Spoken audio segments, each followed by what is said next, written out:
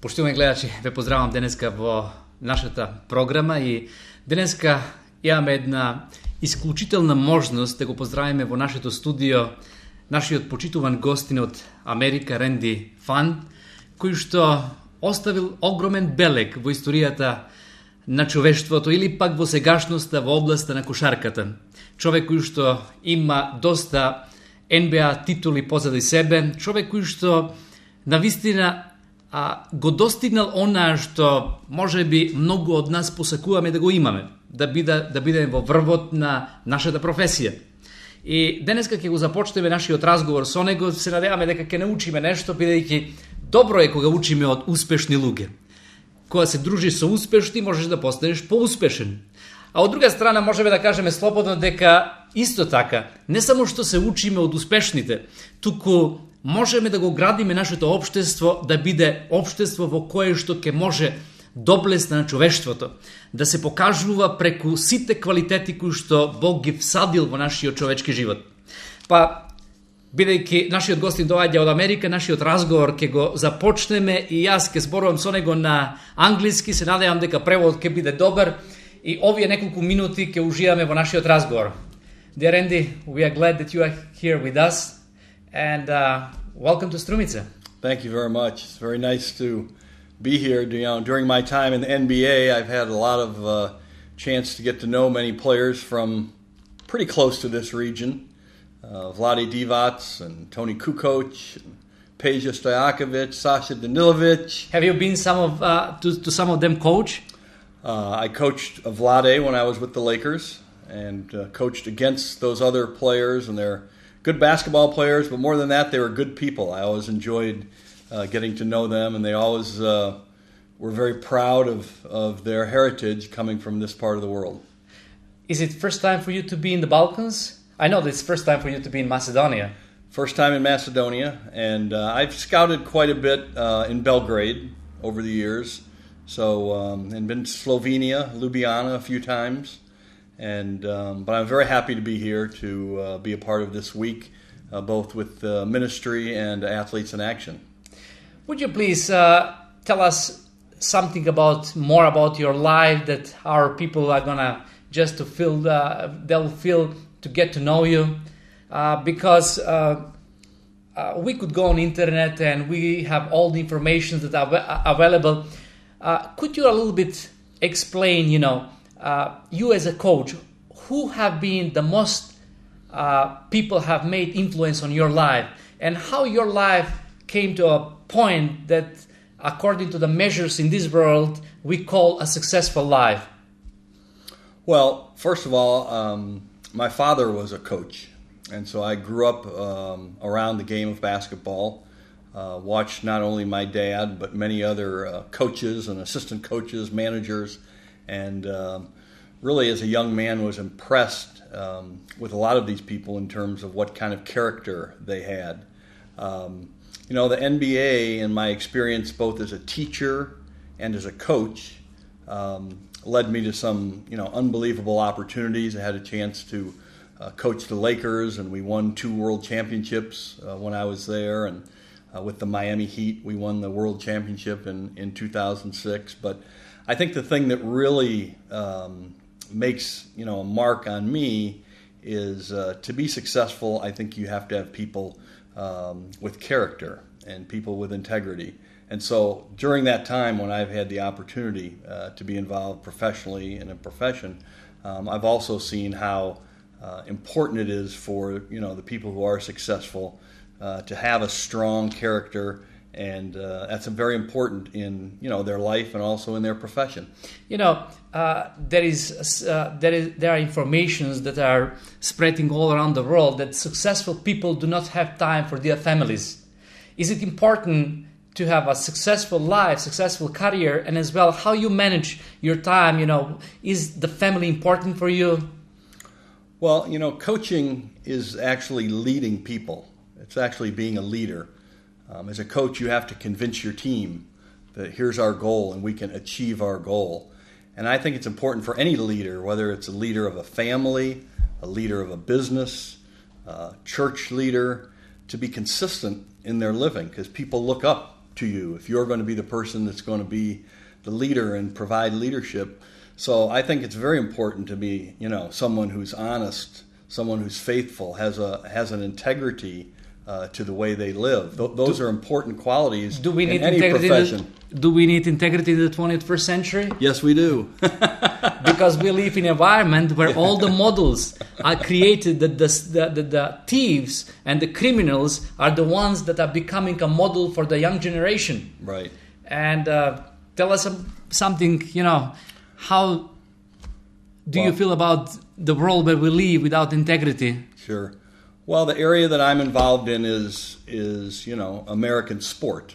And certainly in all areas, there's all different types of people. But certainly in American sport, there are a number of people that you can point at who were, successful in sports.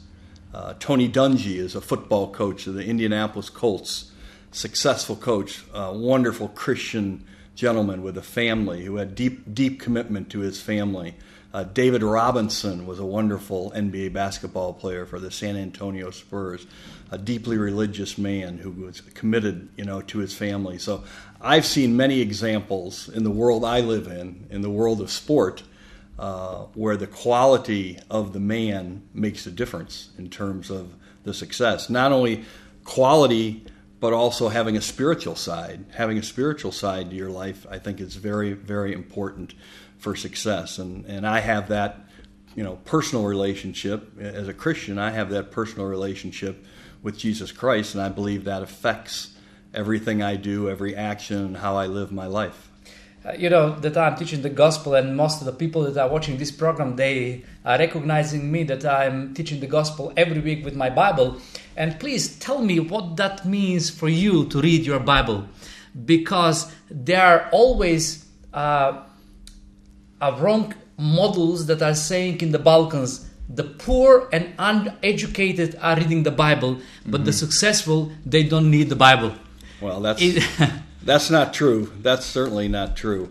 I became a Christian as a young man, and I watched the people around me, and I learned, and I saw men of integrity, and I thought, that's how I want to live. I want to be somebody who can be trusted, someone who is a man of God or a woman of God. And when I gave my life to Jesus Christ as a young man, I began to, do more and more, reading the Bible, prayer, to be able to make sure I understood what God's vision was for my life, what He wanted me to do day to day. And one of the great lines I've ever heard is, you are saved by the grace of God, and so it's not of your own good works, of your own good deeds.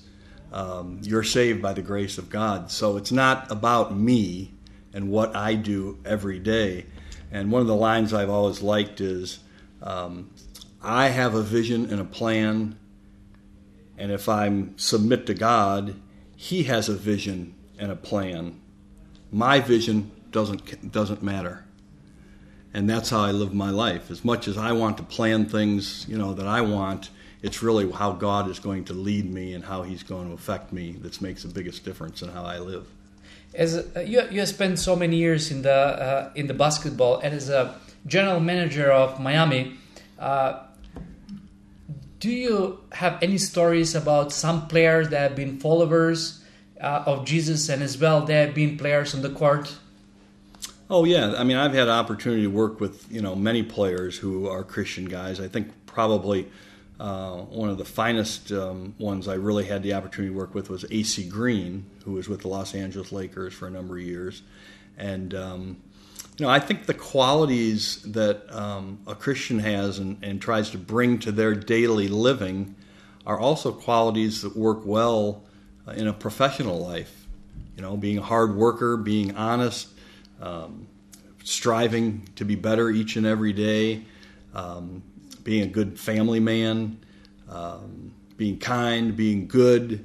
Those are qualities that can make a person successful, no matter whether they're a basketball player or whether they're working in a business every day, because people want to be around people like that. And I've really found, Slave, that although many people question, whether they want to be a part of the Christian faith, that they're always very interested. They always want to know a little bit more and understand, why I have that smile on my face, why I have a confidence that God's in control and that He's the master of my life. Randy, we are living here in a world where most of the people are religious. They go twice a year to church. They do some acts. They call themselves believers, but when I ask them, do you believe in eternal life? Do you believe in the resurrection? Do you believe in heaven? Mm-hmm. Most of the people, they say, hey, I'm a believer, but I don't believe in this. That's not true for me. Right. Do you believe in the resurrection? Do you believe that one day humankind are going to stand before God? Yes, yeah, I do. And what I would say to that is I have great respect for people. I don't know that much about the Orthodox faith, but I have great respect for people who have deep-seated religious convictions. But I also know that as a believer in Jesus Christ, that I think the personal relationship can affect you each and every day. So I have great respect for those who have a religion that's a little different than mine. I also know that if they would come to understand the Jesus I know and that I pray to and read in the Bible, one of the scriptures I always like to talk to is 1 Peter 5:7, casting all your cares upon Him, for He careth for you. That's a wonderful, comforting verse every day to know that there's a God that really cares about me and my life. And I think that's why it's alive for me each and every day in what I'm doing, that I know that God cares for me. One of the things that I want to ask you, we live in a society where human life is so cheap. When I say it's cheap, let me give you an example. The boss of the company is buying a machine and employing a man. If the man somehow breaks the machine, then the boss is ready, to kill the man because the machine is broken. And that means, he respects more the machine than the man. Right. In the world where we live, and especially you as a coach, how you measure the success? Do you have to treat people with respect, or you have to treat, in first place, the job better than right the man? Well, I think I understand, and life presents many difficult situations, and I think the most difficult situations life presents are how to deal with people. Each of us have family problems, problems within our work, and as a leader, as a boss, as an owner of a business, you have to be able to, try to deal with people. And I think with the Christian faith, I think you can learn to deal with people from attitude of kindness and love, patience, and I think those qualities are really important in being successful. Most successful people that I know, where they are maybe driven and work very hard, also have an understanding of the fact that they have to have others with them. And the way to have others with them is to show, those qualities very much like a Christian would have, of kindness and faithfulness and honesty and integrity. And those are qualities that I think are important to be successful in any avenue that you choose to be involved in. I know that the basketball is a team game. When you are looking for players, do you look just to have a good player with a good skill, or there are some other stuff, some other characteristics that you are looking into the life that you want to take in your team? Well, we like them taller than you. We like players who are taller than you. That's good. Well, basketball is a team game, but it also, because there's only 5 players at a time on the court, having the talent is very, very important. So at the highest level, of professional sport, whether it's, the professional teams here in Europe or the NBA teams, you have to have good players. You have to have talented players. So we look for that, but you also have to have a group that plays together, and you have to have a team that is cohesive and works together. So that is a coach's job, is to take the tall guys, the ones that run quick and shoot it but good, you need and play and work and get them to play together and work together. You even need the short guys, yeah? Yes, one short guy. Who is the leader? It is really good to talk with you. My goal for my life is to proclaim the good news to the broken world. This world where we live is indeed broken. Mm-hmm. And I know that the language that everyone understands is the sports. Mm-hmm. Have you been able to use the sport that you could share the message that really could change lives? Yes, I've had unbelievable opportunities to share, but I just really try to concentrate on being kind to the people that don't have as much. There are many people in this world that are hurting and don't have food and don't have shelter and a home and don't have a job. And I think, as someone who's been very fortunate to be involved in sport and be paid, very well for my involvement, that the most important thing for me is to take those qualities that are Christian qualities that Jesus Christ represented. He was a man that would stop at the roadside to help someone who needed help and stop and talk with someone who had problems. So as much as that sounds maybe very simple and very ideal-like, I think that's the thing I try to do in all opportunities I have, is to really take the time to be able to share and help the less fortunate.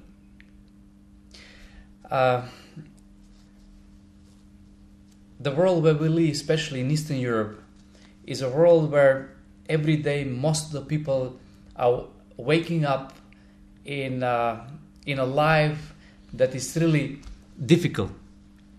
And what you will say to these people that really are struggling, and many of them, they don't know Jesus. Right. What will be the first thing that you would love to give to these people? Well, as encouragement message.